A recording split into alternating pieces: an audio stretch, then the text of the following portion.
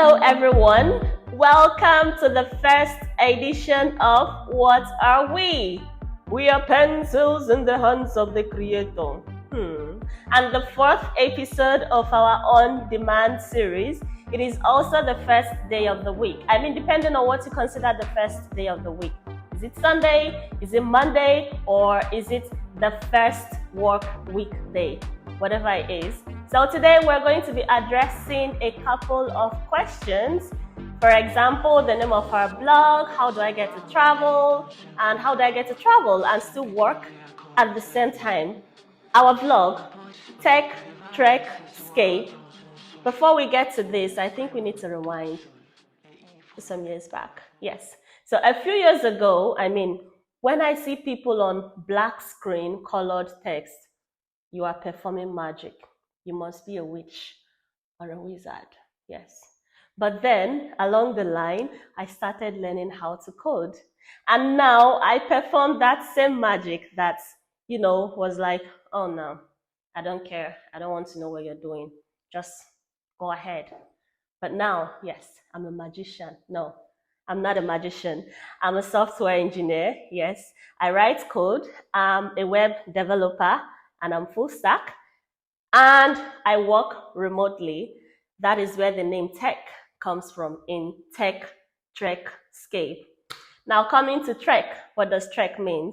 Trek is the travel part of the vlog. As I work remotely, because I can work from anywhere, my company is fully remote. I just need to maintain, a certain time zone because of, where most of my colleagues are and also where our business partners are. So I just make sure that in my travels, I maintain a certain time zone so I can travel to wherever I want to go to as long as there is internet. So that's Tech, Trek. That's tech and travel. As far as I have good internet and light, I can power my laptop. I'm in a serene environment and there is internet. Yes, that's all. And then the Scape, yeah. So it's something that, addresses the life, like the everyday living, the day-to-day living. So I chose Scape because it's also like, a contracted form of escape. So live your life in all this tech, that's work, travel, and, all of it. Just live. Sometimes just escape from everything, no matter how good it is, to maintain the good work-life balance. 2 years ago, in November 2021, I left Nigeria for the first time. But I was not a digital nomad as at then. I just went on a vacation, 1-week vacation to Zanzibar and back. April the following year, that was April 2022, April last year, I went to Egypt on a vacation too, on a 1-week vacation, and I came back. So in all those months, I'm like thinking, I love to travel, I love to visit many places. In fact, it is my dream to visit all the countries someday. It's possible. I only just started. So I'm just thinking, I want to explore all these many cities and this many countries. So like I always say, I can't remember the exact moment I made up my mind to become a nomad, but I think it was sometime around May, June that I started making actual plans. I made a long list of all the countries I wanted to visit for the next 1 year. I went on Facebook. I joined so many travel groups, especially for digital nomads. I was seeing people's reviews, especially if I wanted to go to this country, I just type, let's say I want to go to Dubai. I just go to the travel groups, I type Dubai. I see what a lot of people are saying in terms of accommodation, in terms of, life there and everything. I'm like, okay, I'm making all this list. I'll probably stay in this hotel. I'll probably stay in this apartment. This is what I'm going to do. This is what I'm not going to do. And yes, that was how I made all this long list. And then sometimes I had to adjust, especially when I consider things like visa or, the region, because I also try to so if I'm in East Africa, maybe just go to another East African country before leaving. If I'm in like Asia, visit some other neighboring Asian countries, or if I'm in like North America, visit other North American countries. So that was actually how my journey as a digital nomad started in August of 2021. And I made sure to leave before my birthday because it was also going to be like the start of a new year for me. So I wanted to start it on a different note. And that's how I started traveling. Now, to the major question people have been asking me, how am I able to afford to travel? I mean, most of the people asking me these questions are Nigerians, and they're probably asking this with the knowledge of the, average Nigerian labor market and wages, right? And I mean, that's fair enough. But I'm a software engineer, and what it means by being a software engineer is that I can work for companies outside of Nigeria and I can work remotely. Although some companies would want me to move over to the country, yeah, but a lot are like, you know, work from wherever. We can, have you as a contract staff.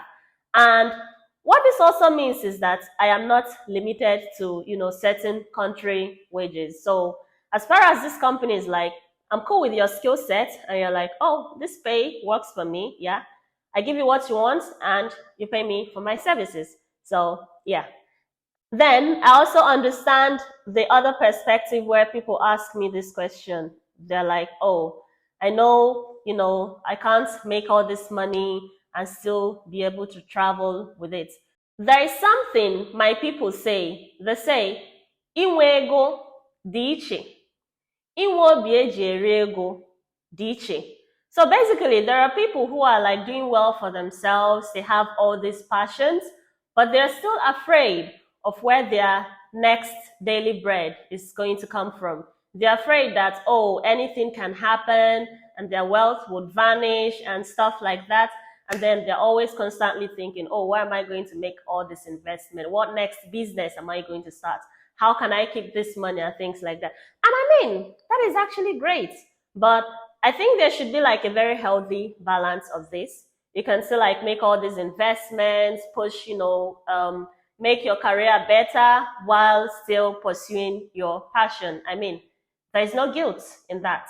I do not put guilt in that. So that's why I'm able to pursue my passions. And I mean, if you have your passions, then you shouldn't feel guilty pursuing your passions. So one even asked me stuff like he knows anybody that makes a legitimate source of income will not be willing to spend such amounts of money to travel. And I mean, travels could get as expensive as you want it to be, or you can make it as budget friendly as you want it to be. So there is no guilt. And if you can like structure your career, if you can structure your business or whatever you are doing, yeah, you can pursue your passions and still be able to build your life, still be able to build your career, and still be able to ascertain where your next daily bread is going to come from. So free yourself of the guilt and pursue your beautiful passions, because you only live once and you die once. Yes. Now to the final question I'll be addressing this evening. How am I able to travel and work at the same time? That's simple. So I work remotely and I work only during the week. So I'm working during the week and I'm traveling during the weekends. So my weekends are Saturday and Sunday. I usually book my flights on Saturday. So when I arrive in a country, I have all Sunday to rest. And then I work during the next week. And then the weekends, I start touring. And that way, I have a healthy balance of being able to tour all these countries and at the same time deliver at my best at work. So that's on the one hand. On the other hand, I also try to spend some time in a country. So I try to spend a minimum of 3 weeks to 1 month.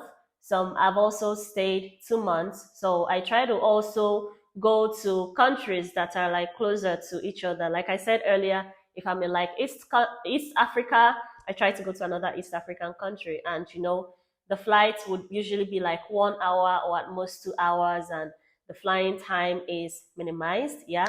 So there's a healthy balance. And it also makes accommodation cheap. Like getting a monthly accommodation is obviously cheaper than getting a daily accommodation. So this cuts down the expense. And like I mentioned earlier, your travels is as expensive or as budget friendly as you make it to be. So you could also, as you're traveling, you're gathering all these miles and finding places that are not so expensive but still give you value for your money. And when you go online, you're seeing what people are saying, and it can help you make your choices. So yes, that is it for our questions we'll be addressing today. So, make your living, pursue your passions, free yourself of the guilt. Yes, I mean you. Free yourself of the guilt and be happy. What travel tips would you like to hear from me? Drop in the comment section and I'll be reading, and tell me what you think. What are your passions? What passions are you planning to pursue? I mean, you don't need to go for the expensive passions. Your passion could be, just going biking and you buy a bike. Maybe you can even buy a used bike. You don't need to buy a new bike. Or maybe your passion could be sprinting or whatever. I mean, you don't have to focus on work, work, work, work. I mean, why are you earning if you can't have a healthy balance? Do you want to die of heart attack? No, you're not going to die of heart attack. So be happy, pursue your passions, and live good. Voila. And that is it, guys, for today. I hope you like, comment, share, and subscribe. As always, stay safe, make good choices. Bye. Toute seule et ivre dans la forêt.